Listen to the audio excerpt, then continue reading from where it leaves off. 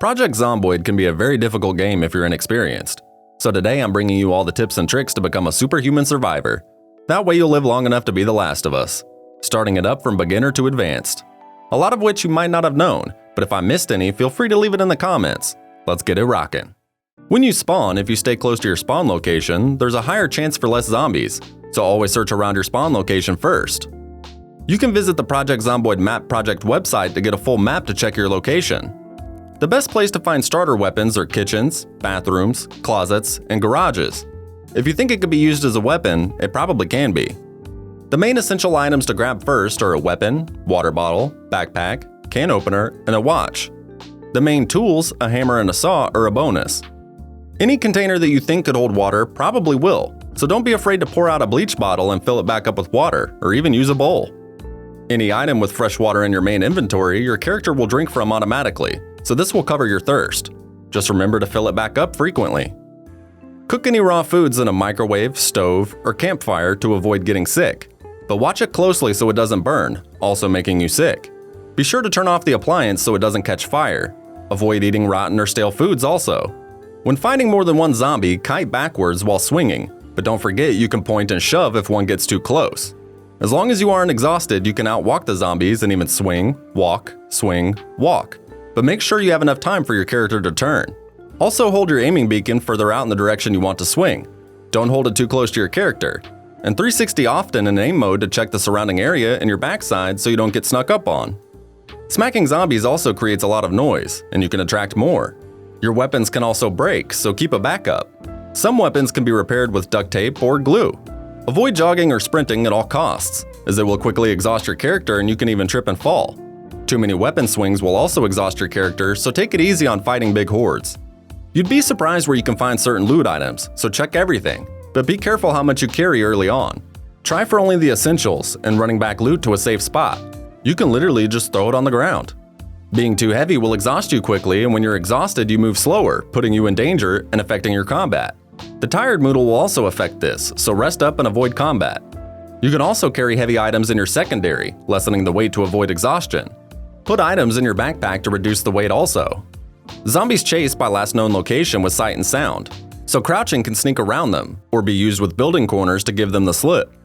The best bandages are ripped sheets, and can be acquired by ripping up pillowcases, clothes, or even curtains. If you run into locked doors and windows, you can smash down doors or bust out windows. The larger weapons will knock down doors faster, and make sure a weapon is in your hand to bust out windows, or you'll use your arm and cut yourself. Don't forget to remove the broken glass also. Leather jackets are a gift from God, protecting you from rain, preventing your player from catching a cold, and also giving you more protection against bites and scratches from the zombies. Always wear one, it'll save your life. Inside buildings, be prepared at all times. Drawing your weapon up by holding right click, assume every corner and door is hiding a zombie, and always be prepared going up or down stairs. If you're unsure what's behind a door, you can aim and shove it with the spacebar to create noise, aggroing any zombies inside and they'll begin banging at the door. Zombies can see and hear you through windows and doors. You can either close the curtains if present, or use a sheet for a makeshift one. The TV on the Life and Living channel has many shows to give you experience for your skills. Every day around noon, the Woodcraft show will come on, and catching it will give you a massive boost to your carpentry skills, allowing you to build items like rain barrels. The TV programming only runs for the first week, so be sure to catch it. Reading the associated books takes time, but will give you a 100% experience buff to that skill.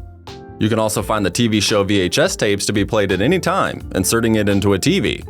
Don't forget about recipe magazines. The best places to find books and magazines are on bookshelves, but you can also find them in certain vehicles, cardboard boxes, magazine racks, and even mailboxes. When it comes to barricading windows and doors, metal barricades require a blowtorch, welding mask, and large sheets. No skill is required, but they actually have less health than the wood barricades when carpentry skill has been leveled. If you haven't found an axe or nails, you can dismantle furniture using a saw and hammer to get those planks and nails. Try to base up around high fences, as zombies can't climb over them, protecting you from migrating hordes during meta events. You can jump these fences by pressing the E key, but make sure you're not exhausted or heavy or you'll fail. Hop low fences with E as well, but never jog or sprint over them, as there's a chance to trip, injuring yourself or dropping your weapon. The power and water will randomly shut off during the first 30 days. You can still get a little bit of water from sinks, bathtubs, and toilets afterwards, but it's limited. You can prepare for this by collecting rainwater with random containers or by building rain barrels. Make sure to boil that water though. The game will let you know if a container you filled is tainted. You can pick up and move most objects and even use some as barricades blocking entrances. Make sure to put a few around windows because the first object becomes phantom, allowing the player or zombies to walk through it. Car keys are located in the glove box, ignition, on the ground around the car, on nearby zombies, or in nearby containers inside buildings. It probably won't have gas, but you can use any container with a lid to siphon some, like bleach bottles or water bottles. Some vehicles and garages can also contain a gas can, so check those trunks. If a trunk is locked, enter the vehicle and locate the unlock on the dash. Be sure to put car keys on your keyring, and when inserting the key into the ignition, be sure to grab it again when leaving and turning the car off. Headlights will drain a car's battery, so remember that as well. You can also level mechanics to level 2 and electrical to level 1 to hotwire cars. Take apart electronics, including digital watches, to level electrical. Take car windows in and out, take the lights in and out, or take the tires on and off to level mechanics. The first two take a screwdriver, but tires will require a jack and a tire iron. When you hotwire a car, it requires a screwdriver as well. Vehicle conditions are important because if the conditions of certain parts are too low, the car will randomly die, which can put you in a dicey situation. Or the car may take many more tries to start, also putting you in danger. If zombies approach the car, you can use the V key to switch seats and jump out the other side. You can also roll down the passenger window to cool the car off on hot days. Never roll down the driver's. If breaking into a car for hot wiring or looting, also break out the passenger window.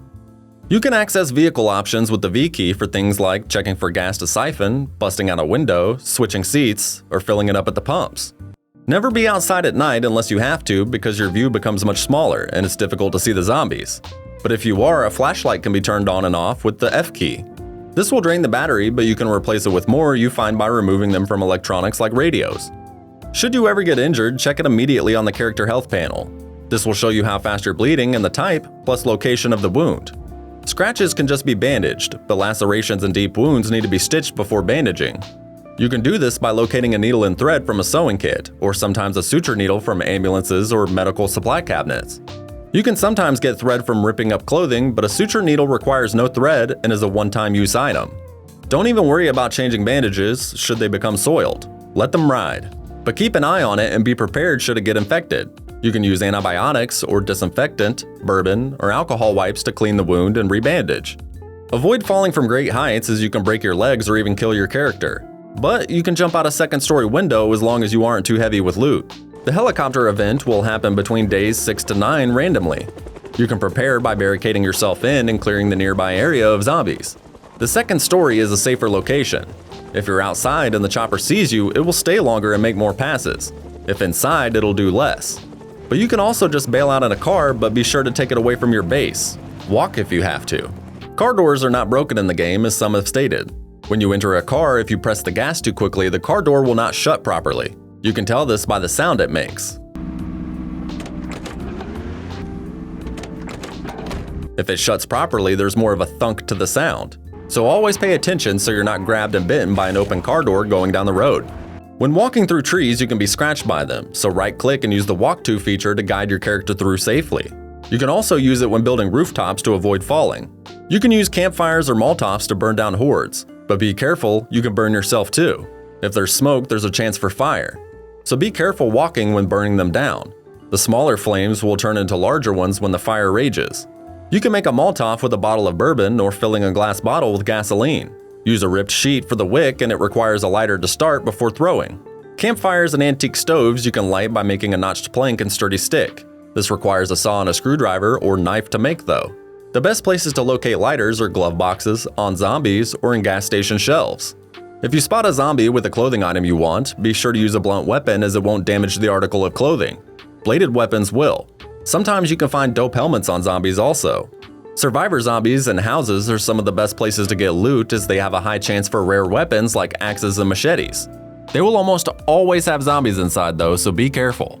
You can use a clawed hammer or a crowbar to remove the barricades or just aggro the zombies and wait for them to break out. There's a chance for burned down houses. The fireman zombies or trucks can have fire axes, the best tool for knocking down garage doors. They also have fireman suits, which are the warmest and most protective clothing. Random construction trucks have a high chance for great loot like tools, including the sledgehammer which you can use to destroy all objects in the game including stairs. There's also a high chance for the sledge on metal shelves or warehouse crates. Be sure to check those garages.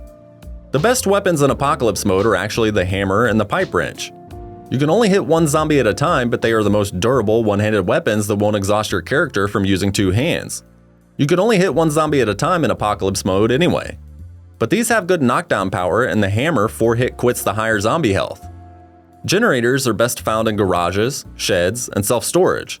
They are incredibly heavy, but you can still put them in the passenger seats of cars even though it's red.